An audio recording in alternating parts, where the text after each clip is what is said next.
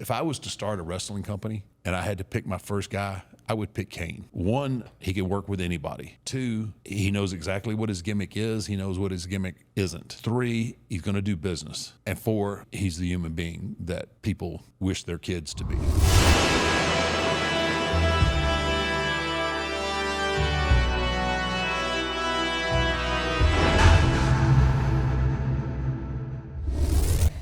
Mark, we're back.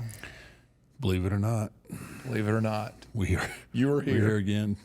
We're on the same page today with our... We got the Happy Dad hat. Yeah, they sent us some new merch. Yeah, this is nice, man. You know Camo, me and Camo. I know. I saw the camo hoodie. I was I don't know if they sent me one at my size or not, but I don't. I saw a double small over there. I wish it was a double small these days. You don't want to be a double small. No, You're at least a double medium. Yeah, at least a double medium maybe. Double small might be a little much, but yeah, you and Camo are. Yeah, you know, and my wife is the queen of camo now. She is the queen of camo. We know the prince of camo, and she's definitely the queen of camo. She's got to be the queen of camo. Yes. Yeah. And Uggs. Oh, God. Why they? I don't know why they don't miss. I don't know why they don't get on that, but. That doesn't make any sense to me. There's 3 things, yeah. They don't make sense. And I just don't understand how she doesn't have like a lifetime supply of real tree stuff. I mean, you would think our boys, come on. I mean, hopefully you're watching. Yeah, she's. I promise I'll do that podcast you've been wanting me to do. Hook my wife up, and I'll fly to the East Coast. Do what you want me to do. Yeah. To make her happy, right? Make her happy. Happy wife, happy life. Not only does she get camo, but she gets you out of the house for. That's the part that she loves the most. Weekend, yeah. I mean, what an ambassador she would be. She wears camo almost every day. Every single day. And her Uggs. She works out at them. She works out at them. Still doesn't make any sense. It does not make any sense. But does she have like regular tennis shoes? No. She doesn't have like any Hokas or anything like that she runs around in? There used to be a pair of tennis shoes in the gym by the treadmill, but I think she does everything in Uggs. Even running on the treadmill. Yeah, it's crazy. She walks. It's August now here in Texas. She's out like she's in sweats, sweatpants, sun shirt, and Uggs. Like I get like you want to break a sweat, but good Lord, I don't need my feet sweating. And she and like she's not just like when she walks or like she runs on the treadmill, she walk on the treadmill, but she likes to walk outside. Yeah, and walks at I call it running. It's walking to her, but she doesn't do anything at a leisurely pace. No, she's putting them up and putting them down. Yeah, and like she doesn't. She goes up through the cliffs and everything around our house, and it's just. I told her she's in such remote parts back there. Like I told her today, I said you really need to start taking a gun with you. My daughter saw a bobcat yesterday. Really? And she was comparing the bobcat. Now, she wasn't frazzled or anything, but she compared the bobcat to the size of Rocket. That would be a very large bobcat. No, you won't see me back here. I'm just saying. She's back there by herself. She's back there by herself. Yeah. Yeah. I mean, she got her phone, but I mean, what the hell? Yeah. I told her this day she had to start taking her gun with her. Take Rocket with her. Well, it's so hot that he ain't doing that. Take him for a drag. I got to get him out early. He's gonna watch that bobcat kill her. Yeah, no, he wouldn't. He would fight to the death, but he would be gassed, and she'd be dragging him back. Like she'd be coming back carrying fireman's carry. I have to get him out like early. As soon as I wake up in the morning, as soon as the sun comes up, dude, we're outside doing our first run before it gets over 95 degrees. He's just dead. Oh, he's done. Oh my God! Yeah. And when I throw his toy, I know people don't want to hear this, but I throw his ball with him in part of his training, and he'll bring that ball back, and I can hear him like he's coughing, but he was just like looking at me like, throw it again. He can't even breathe, but he'll go after that damn ball as long as I'll throw it. And I was like, man. Yeah, he'll kill. He'll And die. I'll wear him out. And I'll wear him out because I know, like, if I'm not wearing him out, because in 5 minutes, when he gets in the house, he gets 5 minutes. He's done. He's good. He's recharged. He's ready to go. And he follows me everywhere I go. If I stop, like if I'm walking in the house and I stop, I get a nose in the butt because he's right behind me, that close. Anyway. What do you want to talk about today, man? I don't think you want to talk about. I don't think you want to talk about camo and Uggs and my dog. I mean, I could sit here and talk about camo and hunting, but I don't think anybody else wants us to discuss that today. Hillbilly. I'm a hillbilly, so those are the things that those comments, man. I'm staying off the comments. Are you gonna stay off the comments for a while? Off the comments for a while. Yeah, that's next time we'll get to ones about me. There's not many. Huh? There's not many. Oh, they're there. Believe me. No, they love Undertaker. If they only knew me, right? Exactly. Shut up. So, as this episode comes out, it's going to be right around the anniversary. I don't think you even realize that it's the anniversary. What? August 24th, 1998. Does that date ring a bell for you at all? What? August what? 24th, 1998. Bro. 98? 98.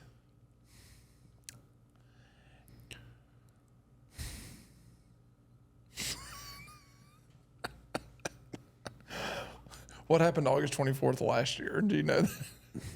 Much less 1998. No, I don't remember what I did for breakfast this morning. Yeah. So August 24th, 1998 was the debut of one of the top 50 tag teams of all time, the Brothers of Destruction. In 98? 1998. August of 98. Well, when did he debuted in 97? We were already working together by 98.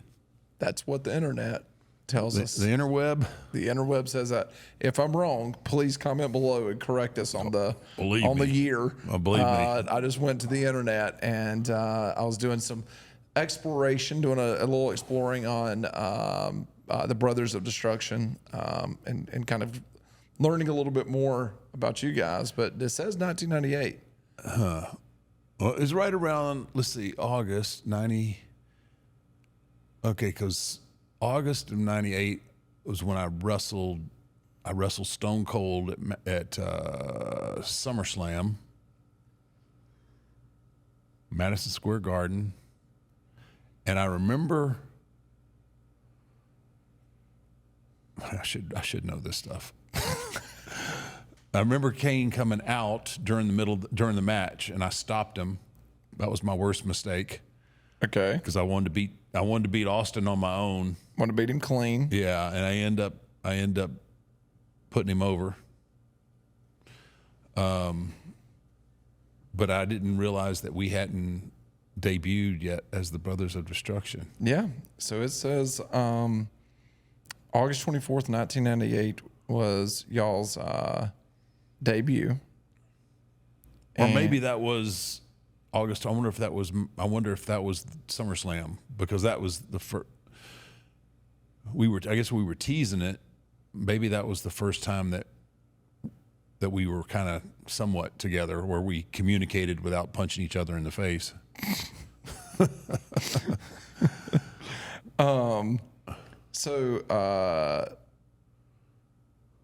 So you and Austin, I think, faced each other at Judgment Day in your house. SummerSlam 98. I'm just skimming through here. Yeah, 90. I know it was Austin. I too, I worked with at SummerSlam that year. Yeah. It doesn't show where you guys were when you debuted. Yeah, it was right around. It was right. But it around was that August time. 24th, 1998, when y'all debuted. And one of the kind of interesting things is, I think we've talked about this before. Greatest storyline in history of wrestling is y'all's story, right? But before y'all became Brothers of Destruction, on record, there's only 2 matches that y'all had against each other. So there was the WrestleMania match, and then we had the Inferno match, Yep. and there was another match. Kind of got thrown out where I don't know if that was Kane's too, where I tried to rip his mask off, and I don't know if that was TV. I think that was a pay-per-view match. Yeah, but there wasn't a lot of matches. There was a lot of story obviously being built. He dug the parents up and choke slammed me in my own mother's coffin. He wasn't very nice, man. Pretty evil. Evil, yeah. Well, he had Paul Bearer with him. No wonder. Yeah. That creates evil. That does create evil. But it was, man, so many layers to that story for so many years from the first Hell in a Cell. That whole Hell in a Cell was all designed for Kane to make his debut. Sean and I were at the point. We had our run, and it just was so good because Triple H and China kept interfering, or whoever kept interfering and saving Sean from me. So they built Hell in a Cell. No one can get in, no one can get out.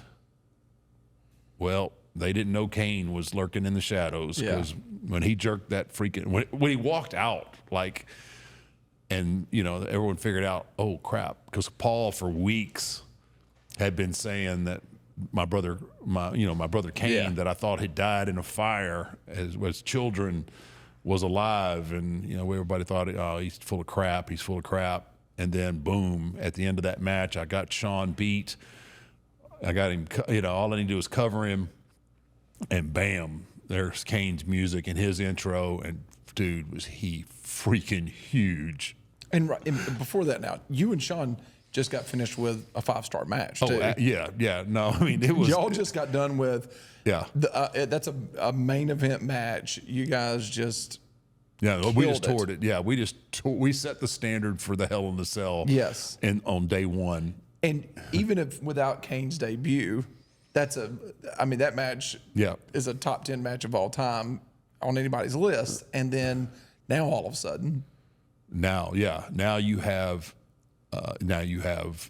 Kane, or Paul Bearer wasn't lying. He did have my brother who was alive, who he'd kept all these years, and it was just. Was that the greatest debut of a character ever? Ah, man, if it wasn't, I don't know. I'm sitting here trying to think, the first time seeing a character come out. I mean, yours was great, but it didn't have all the pyro. It didn't have all the.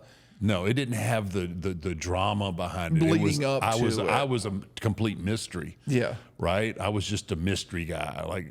Okay, and then I walk out, and I had a presence, obviously, but this had a backstory to it that you could already start to visualize, and what would Undertaker's brother look like, and then you couldn't. Everything could not have been more perfect. Yeah. Here's somebody that's every bit as big as I am, physically probably bigger when he debuted.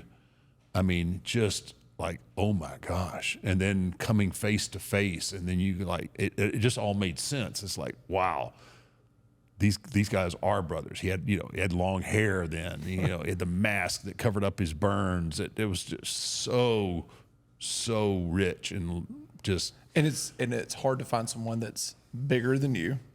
Right. He's got about an inch on you, 2 inches? Height. No, I think we're about the same. That segment was brought to you by BlueChew.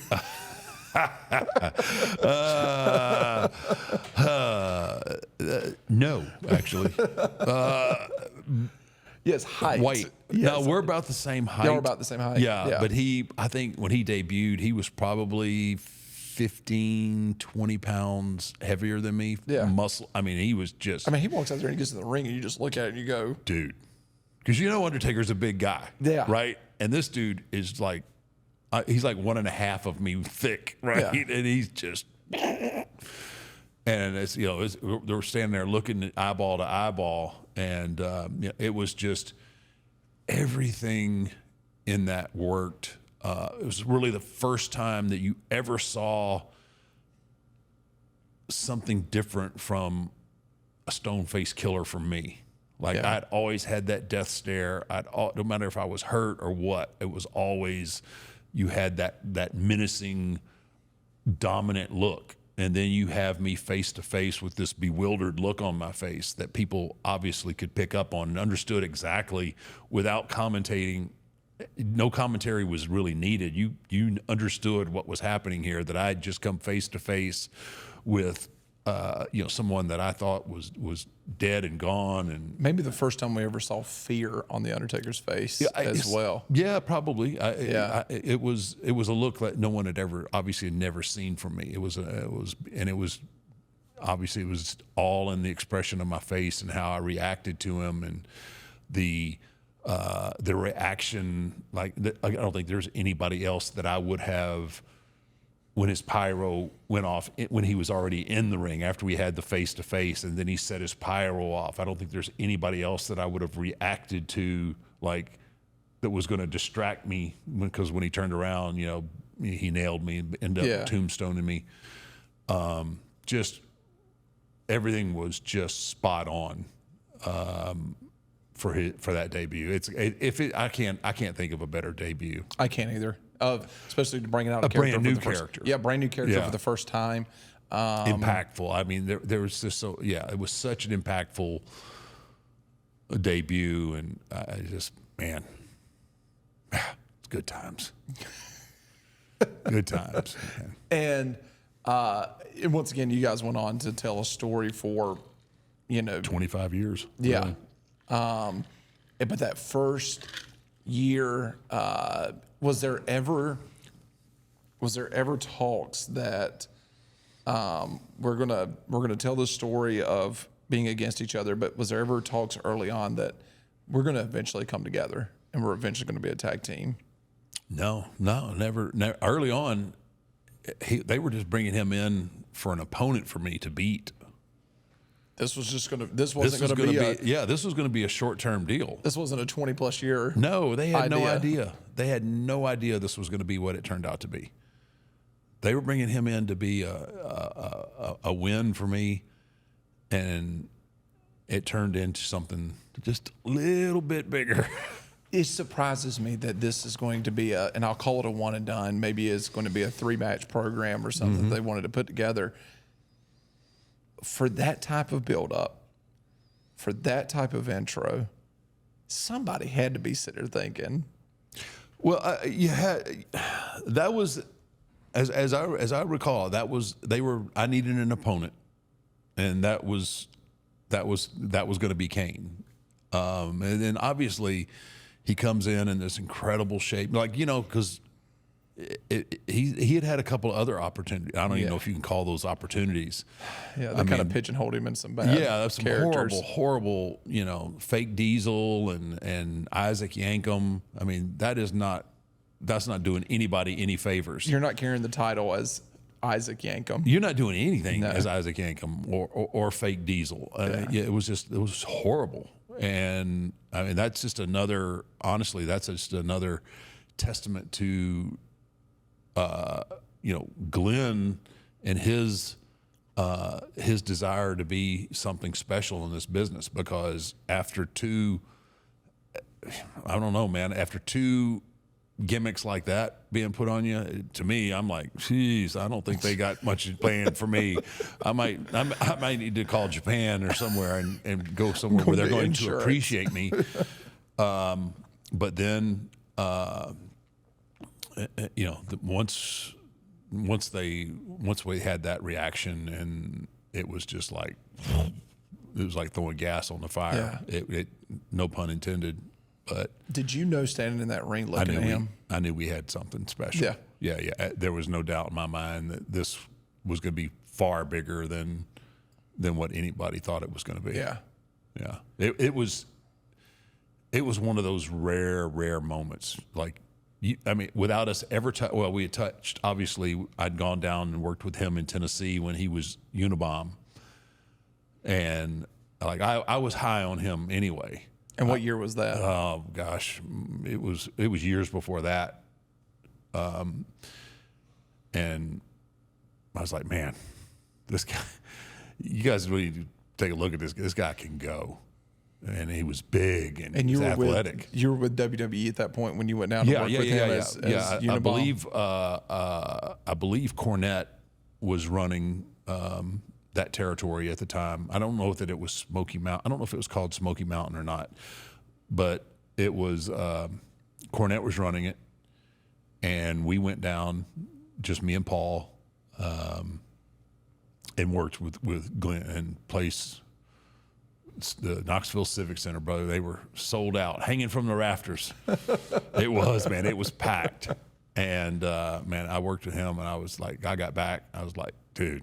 You got to figure something out. We got to figure out something for this guy. He's just, one, he's an incredible human being. Yeah. Which you always want those kind of people to be successful. Two, yeah, he's a viable threat for anybody on the roster. Yeah. Put in the right situations, obviously. It's hard to get that size and that athleticism. And the human being. Yeah. You had the total package. Yeah. Turning what Kane turned in, and people sometimes look at me funny about this. If I was to start a wrestling company on my own and I had to pick my first guy, I would pick Kane. Mark, we got a new sponsor, Artisan Grange. Artisan Grange. They're right here in Texas. Good. They do like a hemp pouch, non-tobacco, non-nicotine. Looks like a dip can, so you can still look cool with it in your back pocket. Get that skull ring in your back pocket. That's right. You can get that ring in your back pocket, right? Like all the cool kids are doing. But they got great flavors, cinnamon, mint. They got like a coffee one as well. Really? Oh, yeah. You don't have to spit. You don't have to do any of that stuff. Just a little pouch. Yeah, I'm trying to. Smells good. Throw it in your lip. You can do one in the lower. You can do one in the top. Look at this. You can just fill your mouth full of. My granny used to do snuff up there at the top of her lip. Yeah. I had a great aunt that did that. Mm-hmm. I had a silver can on her porch. Well, this no tobacco, no nicotine, Artisan Grange, Texas-based, Texas born and bred, right here, just like you. Got to be a good company. It's got to be a good company. All people need to do is just click the link in our description. They can get themselves some cans also. Like I said, tons of different flavors. They all taste really good. And they're just made of hemp, 5 milligrams of CBD. It's not going to get you high. It's not going to get you any of that crap that people will think. It's just good for you. It's just good for you. It's just good for you. Maybe helps you get off tobacco. Maybe it helps get you off nicotine, whatever, and be a little bit more of a natural alternative to natural dipping. alternative. Yes. So, Artisan Grange. Artisan Grange. We appreciate y'all supporting the podcast. Click the link in the description below and pick yourself some Artisan Grange up. One, because of the talent. Yeah. He can work with anybody. Two, he knows exactly what his gimmick is. He knows what his gimmick isn't. Three, he's going to do business. Right? And four, he's the human being that people wish their kids to be. Yeah. I mean, so you have all of those things with him. You've got pretty much the total package. And somebody that was durable and worked hurt and just did everything that the company asked of him. Seems like he could be a locker room general as well when needed. Oh, absolutely. Yeah. He was a leader by example. Yeah, I was about to say he's the last to speak. It feels like. Yeah, he's not gonna be up in somebody's face. He's the kind of guy that's gonna pull you aside and say, "Hey, maybe you might want to do it this way or try this, or you're getting on this guy's. He's not going to be that loud, boisterous. He's gonna be a gentleman about whatever he does.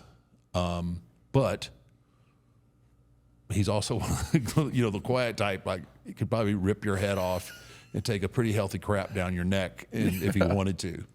He's just, he was strong, man, just physically strong. Yeah, he's something else. Yeah, so before I had picked out a Stone Cold or a Rock, I want that as my pillar. That's good foundation right there. No, dude, hey, he was the man. And then to be able to do with his character and go in all of those different places that he was able to go with that character, had far more range than I ever did. Like, he went all the way into corporate Kane, and where he came completely out of his Big Red Machine suit into a suit. Yeah. Just understands the product and what it takes to be successful once given the opportunity. I think some of those bad characters that he was given early on to helped him once he got to be Kane to say, this is my big opportunity, and nothing's going to stop me now. Well, I had a talk with him, and Vince ended up having a talk with him kind of before the Kane thing started. And I told him, I said, Glenn, I said, he was such a nice guy. Like, he didn't want to ruffle feathers. He wanted to do his job and do everything. But sometimes when you're like that, people take advantage. I told him, I said, you got to have some asshole in you. Not an asshole to be, not an asshole to be just an asshole or be a dick to somebody, but you have to have asshole for the sake of the business. Yeah. You have to understand what gifts you've been giving, what attributes you have, and you need to be able to stand up for yourself. And if something doesn't feel right, you need to voice your opinions on it and not just go with the flow. I said, this is your last shot, man. Yeah. And it was going to be his last shot at it. And I believe Vince had a conversation with him that paralleled that too. And he listened, and man, he showed up ready to go. Built a Hall of Fame career. Oh, with it. And so he debuts, let's fast forward, year plus later, and the Brothers of Destruction. How did that come about? When did that first conversation start with, hey, let's do something together? Well, after a while, it just becomes natural. We had run for that part of we had battled each other. We had our WrestleMania match. We had the Inferno match. I think we had pretty much gone through the one-on-one and moved on. And then it just kind of become like a natural, like, can you imagine these two together? And we were just kind of in that situation where it happened, and we got put together, and it was just as good as it was. Duo. I mean, that's the thing. It was awesome, but it was too awesome. Yeah. Because there's nobody. There's nobody who matches up to two guys with two giants. One throws lightning and the other one throws fire. I mean, like, how do you match anybody up against that? Yeah. You don't. And that was so the thing that made it so cool and so ominous and dominant was also the reason why it didn't last any longer than it did, because they just couldn't book anybody with us. Yeah. I mean, we had to kill. We had to kill everybody. Yeah, none of it doesn't make sense if you've got a tag team that's, combined weight of 300 pounds. That's facing a combined weight of almost 700 pounds. Yeah, it just doesn't. I mean, the math doesn't add up. No. And it was, man. We just smoked everybody, and we end up getting the tag belts and then the WWE tag belts, and then the WCW guys came over, which I think was DDP and Chris Canyon. I believe they had the WCW titles. So then we had to have a unification match. Yeah, you guys were 3-time tag team champions. Yeah, I mean, seriously, it was fun. It was fun doing pre-tapes together and vignettes together. It was a lot of fun, and it wasn't much work because we just were so physically dominant over everybody that we pretty much had our way, and it was. And that's where it's also with both of y'all. This is what's always been kind of interesting whenever you bring two guys together that were singles, for singles wrestlers for most of their career. Right. Come together, especially two guys like y'all, where all of a sudden now, like, who's going to finish this match? You know what I mean? Like who's going to do the sell and who's going to get the hot tag? Well, yeah. Like who's gonna get the finisher? Who's going to get to pin the guy? You know what I mean? Like who's going to get that glory? You know what I mean? Like especially with you two, right? And I'll tell you, Glenn he always volunteered to sell and Really? give me the hot tag. It wasn't even the only argument that we ever had was on the times where I wanted him to get the hot tag. Yeah. And he was like, no. He said they pay to see your hot tag, and you get your hand raised. I said, no, man, it's just a team deal. He goes, I sell, you come make the comeback. That was just kind of wow. That's how unselfish he was. Where there was a lot of people in that same boat would have like, well, let's go back and forth, let's switch it off night after night, Yeah. which I was willing to do. He didn't. He obviously part of that was he was grateful, I think, for the help that I'd given him. And then also who the Undertaker character was as far as the company. But he was a workhorse, dude, and his ego was always on a shelf somewhere, and whatever was best for business, that's what he did, and he did it great.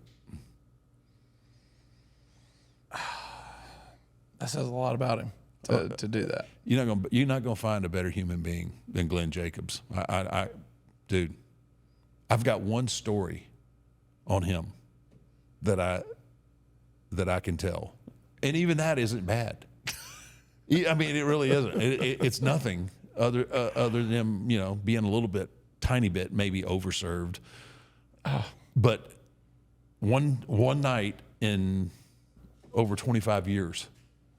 Other than that, he is just like first on the bus, ready to go, first in the arena, first got to get set down and go over, figure out what's going to happen in the match. He's just a consummate professional, and just a pleasure.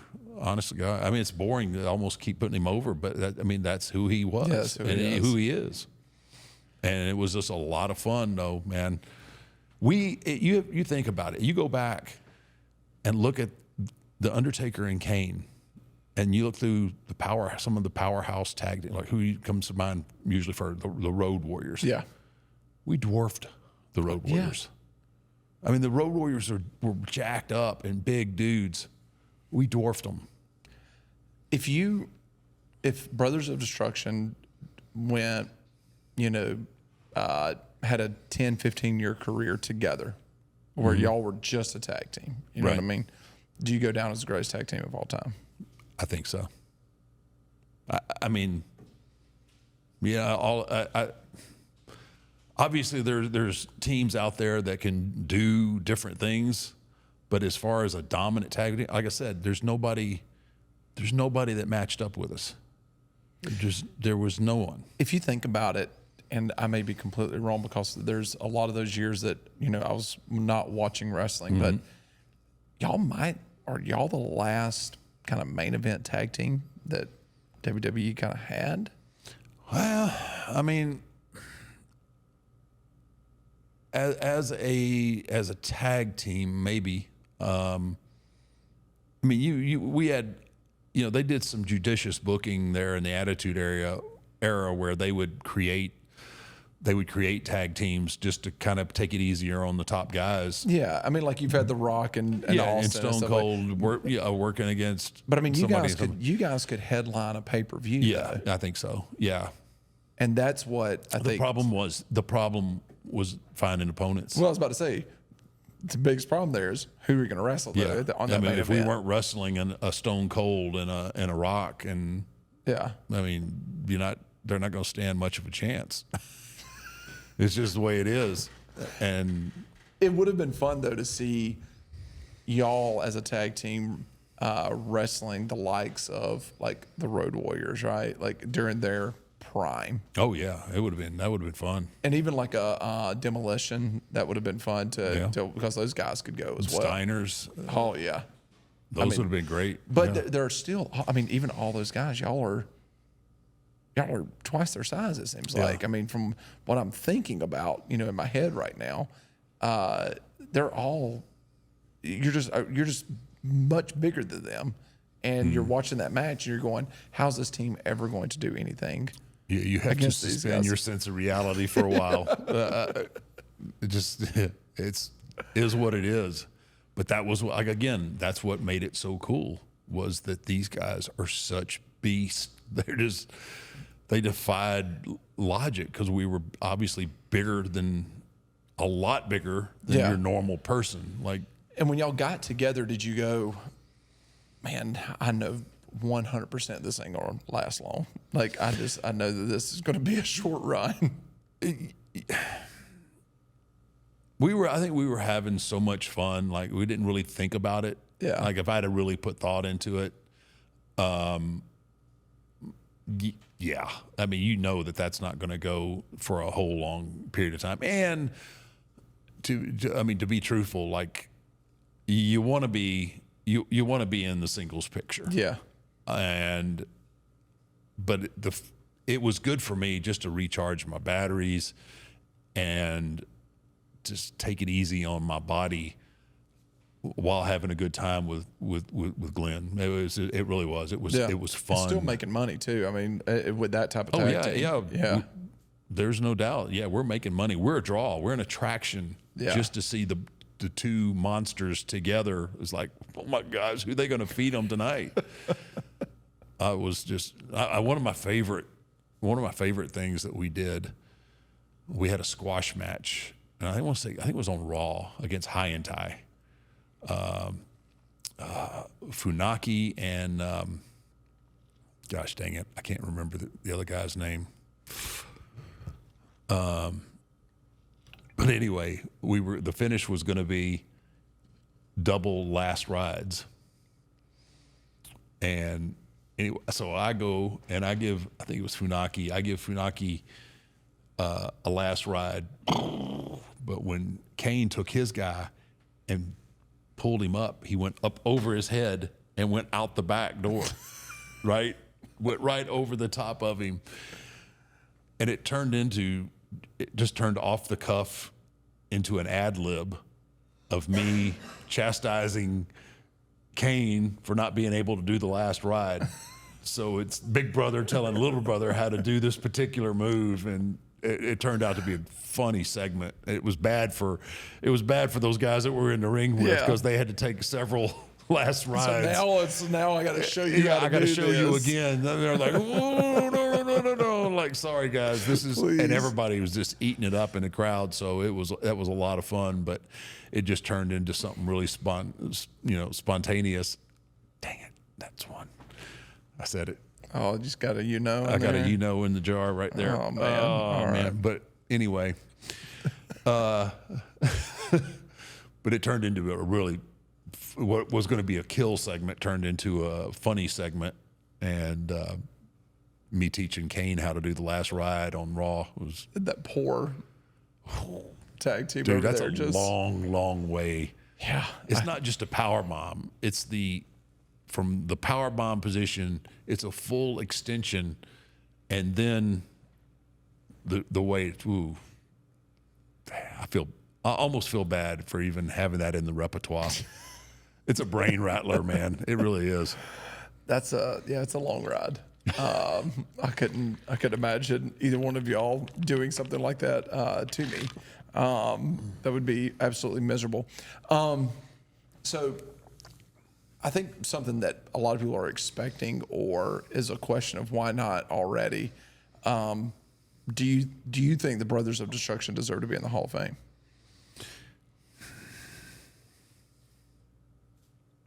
Yeah, I mean, I think there's I think there's people with less resumes that are in the Hall of Fame. Oh, I agree. But we're both in the Hall of Fame, so it's not something I'm losing much sleep about. No, I don't really want to give another speech. You can just give it all. But to answer your question, yeah, I think the Brothers of Destruction belong in the Hall of Fame. But like again, I'm not going to lose. If it much happens, sleep. it happens. If it doesn't, I guarantee you, my speech. If it happens, my speech won't be nearly as long as it was when I went in on my own. If you guys got inducted into the Hall of Fame, I mean, it was special for you because you were in the state of Texas, right? And you got to do it. Where do you think you guys should be? Like, if WrestleMania falls in whatever area of the country, what part do you think it needs to happen? Because I've got one in my head already where it could potentially happen. Really? Yeah. Where? I don't. So the rumor is in 2027, WrestleMania goes to Nashville at the Titans' new stadium that they're building. Oh, really? That's a rumor? They're getting a new stadium already? Yeah. Where you say already? Titans have been around for 25 years, something like that. They've been in that stadium for like 22, 23 years. I mean, come on. How old is Lambeau Field? Well, it used to be. I mean, the Jaguars are about to get one too. No. And so yeah, people are building stadiums. Much, they're not. I mean, I don't care. I mean, I'm not paying taxes on it. No. But I mean, that would be awesome. That would be an awesome place to go to be inducted if that was the case. You've got a lot of history in that area. I do. Glenn has a lot of history. Also, currently he's got quite a bit of history. By then, I don't know, he could be governor. I don't know. Yeah, but I mean, if there was ever a place, in my opinion, that you do the Brothers of Destruction that could appease both of y'all when it comes to a location, I feel like Nashville would be good. Fits that mold pretty dang good. Yeah. And the rumors that I've seen on the internet are WrestleMania going to Nashville in 2027 with their new stadium, and figured with Glenn and his that being his home state. Yeah.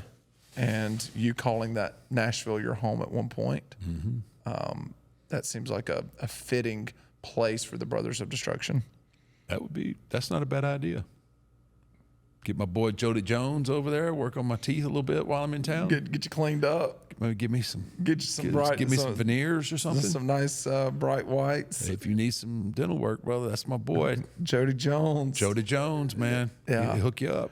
But no, was Glenn, was he running in the same territory as you before WWE? Did y'all ever cross paths beforehand? No. No, we never did.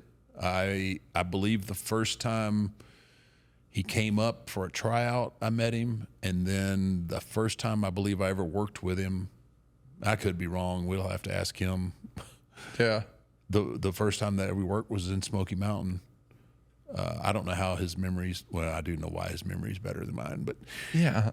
You shut up. Anyway. Didn't corrupt it. I think the first time we ever worked was when I went to Knoxville and worked with him. We're going to get him on, and he's going to be like, "Actually, Mark, yeah, he's going to correct me on everything. He's like he's like an encyclopedia. He don't have any gray matter in his brain. No. He is a very sharp individual, and so everything. Let's just put an asterisk by everything that I say. When it comes to specifics, we'll just put an asterisk, and then when we get him on the show, he can clarify. He can clear up all the... and you're going to go, dude, you were way off on that. Wrong dates, wrong locations. I know the things that I'm saying happened, But locations and dates, they're not really important to me. But The match itself was what was important. I moment. remember the moments, and I remember us being together, but just dates and places, just they don't seem like important details to me. They're not to me either. When you have 30 plus years of Yeah. dates and places, they all kind of run together. I think things like D-Day, people should know these types of. Yeah, you know what those I mean? are Like that's those are important. very. Yeah, you know those what are I mean? important. It's like The ins and outs of professional wrestling. the date of you throwing Mankind off the cage. If people don't remember that, it's okay. Like, Well, that might get a little blowback in the comments. You're gonna get and Mick's gonna be the first one to tell you. people are gonna kill me over that one. Yeah. What do you mean? That should be a national holiday. Like it's. I think people in Pittsburgh take that day off every It's a year. national holiday. Yeah, it's a citywide holiday in Pittsburgh.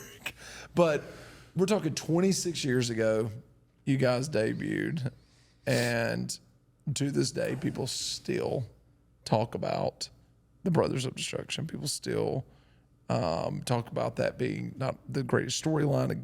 You know, with when you guys were rivals and when you guys were together, and then, I mean, I know it wasn't the greatest match in the world, and the match that you don't talk about a lot, but Saudi Arabia, and you guys got back together. But without talking about the match itself, leading up to that match, what were the conversations that you and Glenn were having as Brothers of Destruction going into that match? Dude, we had zero conversations. Bro, It was you just it started in Australia. So that's where it all got started, was in Australia when I worked Triple H. So I worked Triple H. Shawn Michaels is in Triple H's corner. Yeah. Kane is in my corner. Triple H goes over. We at the end have the glad, hey, look at all this veterans. We're all happy. Yeah. Crowd is everybody's happy. soaking it up, eating it up, and then Glenn and I choke slam them both and kick their ass, right? Yeah. Which sets up the Saudi Arabia show. Now, we've talked Shawn Michaels, who said he was not ever going to wrestle again and had no intentions of and did not want to. We're like, dude, you could do this in your sleep. Come on. It's you and Triple H against, I mean, how many years of ring time? We could all do this in our sleep. Easiest payday ever. This is going to be easy money. We talked Shawn into it finally. Ain't nobody sweating it. I don't even think we started talking about anything until like intermission of that. There wasn't any thought like anybody calling anybody, hey, what do you think about this? Or what do you think about that? We just roll up into Saudi Arabia like, man, we're about to tear the roof off.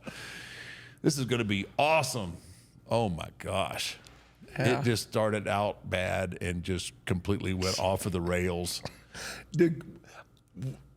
What was the conversation between you and Glenn after the match? Oh man. So well, one, we're all pissed, right? Like everybody's pissed. Shawn is pissed because he came out of retirement. I came out of retirement for that. Yeah, exactly. Paul's pissed. He tore his because he had a WrestleMania match that year, and he tears his pec. Yeah. Glenn loses his mask. I lose my pride. It was just like, and I think, yeah, so we're and I'm already filming Last Ride, right? Oh, yeah. So I've got this now on, that's going to be part of the documentary. And I remember them coming at me like, because I had to go sit by myself for a minute to process what we had just done or didn't do. And they're coming up to me to get my thoughts on it, right? And I'm just like, no, just leave me alone. I need a minute. Just leave me alone. I don't think we ever got an interview. Probably for the best. But yeah, it was awful, and everybody was apologizing for everybody else, and it was just a complete disaster and train wreck, and it was just another example of how difficult it becomes without reps. Yeah, when you're not doing it every day. When you're not doing it every day, Sean hadn't did it for years. I haven't been. I wasn't in the ring before the Australia match. It was a while since I had been in the ring. I mean, it was just. You're a once or twice a year guy at that point. Yeah, I at that think, point, and yeah, it was. It just the rails. It happens. It happens. I think in every sport. It doesn't matter. You're just going to have one of those games, and that's what that was. It was 4 guys who you would think could have an awesome match in a broom closet in pitch black, and it just didn't turn out that way. And well, you turn the hands of time back 10 years. Oh my gosh! In 10 years prior, Yeah, they'd still be talking about that match. yeah, It would have been that. It would have been that good. yeah. But you don't know. Even then, something could have happened. Yeah, stupid stuff happens in every. You just never know when. You just can't blame it all. I mean, father time is father time, and it does creep up on everybody. But you never know. All right. Yeah, It's just one of those things. As soon as one of your guys gets hurt and a mask and hair comes off, it just like, whew, man, it is because a lot of times the harder or the more you dig to try and fix it and make it better, worse. it just gets worse and worse and worse. It's like golf, right? You can go out and put the first shot in the woods, and it's going to ruin your whole day. the next, yeah. That's all you're thinking about is like, oh, I do not want to slice. I think you've got Triple H just sitting in the ring holding his pec when And Glenn he's loses. still working. She's still trying to do everything Yeah. he can. And he's sitting there, he's like holding it. Glenn's mask is flying off all at the same time. And it's just like, ooh, man. That just proves to you it can happen to anybody. I'm Right? just sitting at home going, yeah, I'm going to give that about a week or two before I text Mark. See how he's doing. I'm gonna leave that alone for a while. We're going to let that just. Yeah, that was a long flight back. We'll let that pot cool off before I check it. And It's funny because it went from one extreme to the next. Once I processed and everything, then it just became hilarious because it was just like, because you wow. look back at it, 26 years ago, you guys were the most absolute dominant 2 men walking around. And Yeah. Not only did all that happen, and we did the job, so it was just like insult to injury. yeah, it just to look back and then go to that night, it was like, oh man. But my thought process is like, I couldn't imagine the Glenn that I know. I couldn't imagine him like walking into a locker room like throwing chairs, pissed. You know what I mean? I could see him like sitting in a chair and kind of doing what you did, just leave me alone. Give me 15 minutes to process what just happened, and then we could have a conversation. He was much more composed when things went wrong than I was initially, like out of the get-go. If I had had that match 10 years earlier and all that had happened, oh my gosh, I would have showed my ass so bad. It would have been embarrassing probably. Yeah. Like Glenn, obviously his composure, and you could tell he was visibly pissed off Yeah. at everything that had But he's happened. not flipping tables. But he ain't going to flip tables and do all that. If he did, then I'd be Hank Snowing it on down the road, brother. I don't want to be in the path of that tornado. I'll see you tomorrow night. Yeah, I'll see you on the plane, brother. You get you some apple corn and have some drinks or something, brother. Apple corn. Remember that. Apple corn. I'll just leave it there. We'll just leave it there, and we'll mention that. But 26 years later, I believe that the Brothers of Destruction is a Hall of Fame tag team, and I believe that you guys deserve that.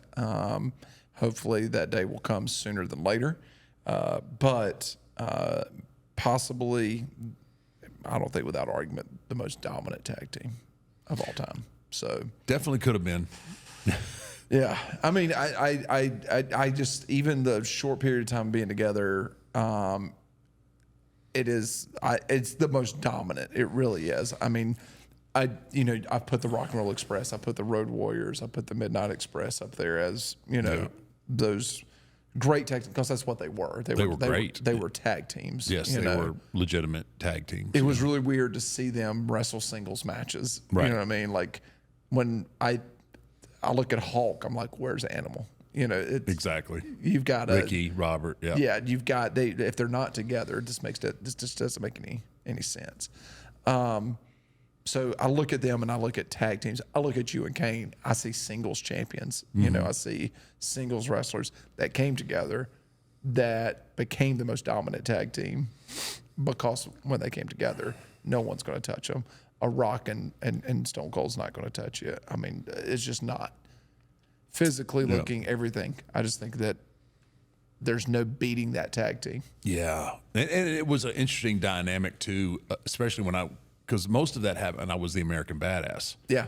So that added a different kind of element, because Kane was still original kind of Kane. Yep. And then now I've switched. So it really added a lot of different dynamics to the group, to us as a tag team, too. We shot some really cool stuff together, like our pre-tapes, and I remember one that always sticks out, a backstage thing we shot. I think I was working. We weren't even working as a tag team, because I was getting ready for Lesnar for his first time around. I was getting ready for a cage match, and we had done this thing where he had broke my arm, and I'm sitting in the locker room, and I'm looking at my arm and the cast or whatnot, and Kane comes into the dressing room and sits down right next to me and looks at me and goes, "Well, how's your day going?" It was just like comedic. It was just beautiful. It was just, what a pop, right? Because the last thing you think you're going to hear is like Kane being a normal person asking his brother how his day is going to be. It was so good. But we got to do a lot of stuff like that, and that just caught people off guard just by its oddity. It was, and having Paul Bearer there just makes it. His character just added more juice to it, which is what he was always good at. Then becoming the father of Kane and everything, like it's. That was fun explaining. That was fun explaining to my mom and dad. Like, let me get this right, boy. Your mom, like, Dad, it's all story. It's all story, Dad. So your mom had you and Kane, but from two different men. Oh, wait a minute. How'd that work? Catherine, come in here. Paul Bearer. Mark, everybody's going to think, they're going to think bad things. I'm like, Mom, it's just TV. Don't worry about it. That's legit. Did your parents ever have anybody ask that question? I'd have to ask, because there's so many people that believe that you and Glenn were, y'all were actual brothers. So, like, I wonder if your mom ever, anybody, I bet, I'm sure, I'm sure that somebody's said something, because I didn't really give anybody a straight answer on that until I started talking. Yeah. Right. People would ask me, and I said, "Yeah, we're half brothers." I'd lie straight in their eyes, just look at them and say, "Yeah, oh yeah, we're half brothers." Really? Yeah. I'm the better half. I would, Why not? Dang, that's another one. That's two. Two, that's a 20 every time, by the way. You never put the. I never said a number, but it's $20 every time that I say Man. That doesn't count. I wish I grew up in your home for the swear jars. That would have been nice. Kids, the swear jars were. I brought my oldest on the road with me, Gunner, when he was, I don't know, maybe 8 or 9, maybe 10. Brought him out on the road with me, put him in the dressing room with me. Learned a lot. Dude, he made more money in that weekend than I did. It only lasted one weekend. Like the boys, hey, you can't bring your kid if we're gonna have swear jar around here. See, walking around with a jar. He had a pimp roll like it would have choked a horse. And he was on like at first he was like all timid and shy about it. And as he watched that swear jar fill up, and I think it might have been Big Show or somebody just put $100 bill in it. He's like, you'll get it. And it was only like a quarter. Show put $100 bill in it, and he said, "This will cover me for the weekend." He made a ton of money, man. I love hearing the stories of athletes taking their kids on the road, and then hearing like what the kids. You hear from the kids like what once they got older. Oh man, this happened here. This was going on here. You know, and it was. It didn't happen often for obvious reasons, but it would be interesting to hear his take on it. I don't even know if he actually even remembers much of it. Yeah, but he stayed clear of the business, so I think he got enough. He saw all he needed to see. Yeah, it was funny. Our buddy Jeb Burton, him and Dale Earnhardt Jr. would go around the infield, and Jeb would be like, "Yeah, my daddy's Ward Burton," and he would find the people that had the RVs flying Ward Burton's flag. He'd go up to their RV and stuff. He would get stuff from them. He would go back. And he'd tell his daddy, "Hey, could you sign this?" And Ward's like, "Hey, just sign the stuff." He'd come back and sell it back to the people. He's like, "Yeah, dude." And these people were giving him like $20, $40 for a little entrepreneur right there. And Dale Jr. did the same thing. He's like, "Yeah, I can get," so he'd go around all the three flags, go to their RV. They'd give him a hat. They'd give him pictures and stuff. He'd go back. He'd have his daddy sign it. And Dale and Ward both figured this out and found out about it. They had this little scheme going.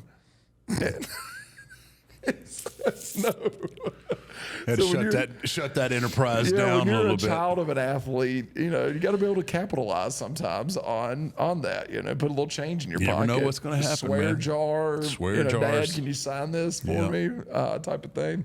Or you can have a swear urn. It's the urn. The urn. And for those who may not have seen the origins of the urn, I have a little bit of a tick when I talk, where I'll drop a I'm sure you probably haven't noticed it. Watch my interview with Rogan. It was knows and the F-bomb. F-bomb, yeah, believe me, I got called out on the F-bomb plenty. Anyway, so I'm trying to beat that habit. I'm trying to beat the put that out of my dialect. So I owe $40 to the urn. The urn. So I got $40 deeper. Well, I'm glad that we were able to talk about Brothers of Destruction. Hopefully we can get Glenn on an episode here. I think soon. I think soon he'll be his on. schedule. I mean, it's like he's got like this real job now that he has to do. I can't believe it takes precedent over what we're doing. Exactly. You got to run in, Knox County. I mean, if he comes on, you got to call him Mr. Mayor, right? I have no problem calling him that. I showed nothing but respect to Mayor Glenn Jacobs. Yeah. I won't call him Christmas Creature. Christmas Creature. Do you know about Christmas Creature? I don't. We'll have to get him to tell that story. That was one of his. You think Isaac Yankum and Fake Diesel were bad?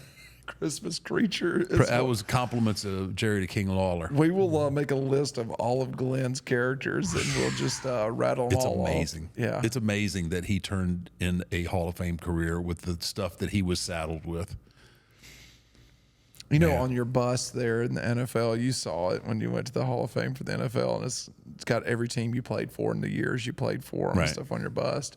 And the WWE Hall of Fame, if they ever build a facility, if they have bust for you guys, they should list all the names. The gimmicks? Yeah, all your gimmicks. Wow. Yeah, and I think that would be interesting to see all the gimmicks of each guy. His are special, especially in those indies, and when you're first coming up, you wrestled one match as this crazy name. I think that would be kind of neat to see, by your bust in a Hall of Fame. Well, Mark, another great episode. Appreciate you showing up again, as always. Well, I don't always show up. Not always. But this is 3 weeks in a row, right? I know it's getting a little Monotonous. I may need a break soon. well. Thank you for coming by. Just want to thank our sponsors. We're repping Happy Dad today, as always. Hook me up with the Hard Iced Tea Peach Edition for I got Texas. my Georgia roots here. And yeah, Hook 'em. yeah, for your little Longhorns. First Phorm with their energy drinks, keeping us going during Wiley these X. episodes. Wiley X, keeping the sun out of your eyes. Artisan Grange helping us get off that tobacco and nicotine with some CBD pouches. Texas grown as well. Texas born, Texas raised, Artisan Grange. Mando's got me smelling good with their nice deodorant. You don't And- stink, but And then, of course, old BlueChew, BlueChew. keeping the wives happy.